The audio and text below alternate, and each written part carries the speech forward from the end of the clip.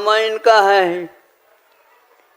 दोनों से वर और वधू दोनों तरफ से मुहूर्त निकाले गए। अब बोलो, इतने व्यापक है। निम्ना तो जैनियों के साथ थोड़ा सा व्यापकता रखते हैं, लेकिन राम की कथा तो सारे विश्व में फैली हुई है।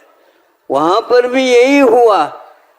यदि सीता के साथ उनका हुआ संबंध हुआ तो आप लोगों को याद है, ज्ञात है, सुना है, पढ़ा है, सब कुछ किया। आंखों में पानी आए बिना नहीं रहेगा। केवल महिलाओं को ही नहीं, महाराजों को, कवियों को भी जब देखा लिखा है उस समय उनको भी आंखें नम हो गई होगी। नम क्या महाराज, 64 धार हो गई होंगी। हाँ, ऐसे दंडक वन में कैसे रह गई? किसी ने मुहूर्त सोचा ही नहीं होगा। बताओ महाराज, आप मुहूर्त अच्छे निकाल दो, हमारा भी कार्य अटके नहीं। ऐसे भैया वहाँ जाओ वो लोग जानने वाले हैं और वहाँ पर ठीक नहीं निकल पा रहा है, इसलिए मुहूर्त के नहीं देखना चाहिए। इसके मैं पक्ष नहीं कर रहा हूँ, लेकिन जो होता है वह कर्म की रेखा के समान ही होता है। इसी प्रकार हमें समझना चाहिए, कोई भी कार्य बिगड़ भी गया तो हमारे कर्म का उदय है। ठीक है ना? आपको बात समझ में आ रही है? और हमारा कर्म का उदय है और हमें तो भोगना ही पड़ेगा, किसी से रुक नहीं सकता। अरे महापुरुषों को जब वह नहीं छोड़ता है, फिर हम कौन से वन की मूली है बताओ? हाँ, आप लोगों को यह विषय समझ में आ गया, क्योंकि मुझे बहुत बार बार ये खटकता है। तो हमने कहा भैया अपने कांटा स्वयं ही निकाल लो। अब आप लोग जाकर के कहेंगे, देखो सुनो, यह व्याह का जो विषय है यह अपने अपने कर्मों के अनुसार ही होता है।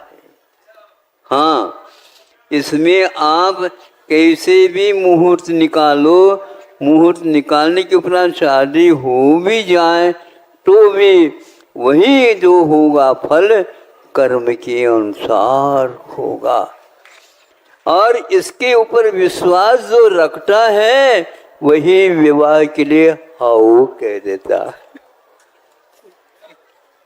यदि यह जिम्मेदारी लेने की क्षमता नहीं है, किसी को बाध्य नहीं करो। क्या समझे? आपके कहने से तो हम तो फंस गए।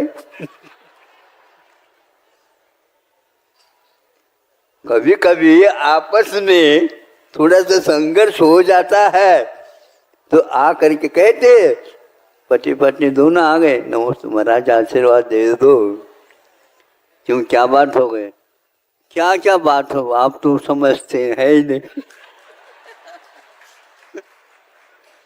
आपको तो ज्ञात है ही ना, आपको ज्ञात कराने से क्या मतलब? न फिर भी कुछ हमें कह दो ताकि थोड़ा सा हल्का हो जाए। ऐसे कहते महाराज 40 वर्ष हो गए, आगे कहूँ 40 वर्ष हो गए झेलते हुए।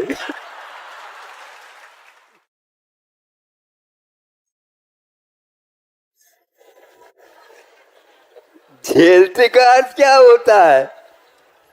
महाराज आपको हम क्या कहें, आप किसी को कहियो नहीं।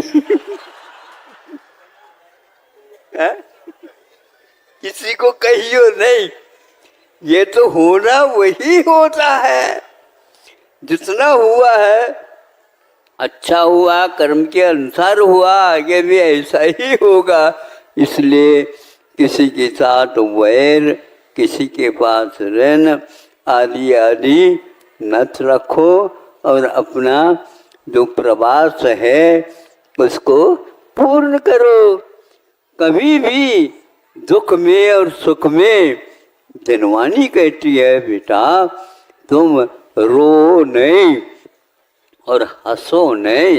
ये एक पिक्चर है, ये एक सिनेमा है, ये एक नाटक है, उसके अनुसार मंच पर करना होता है।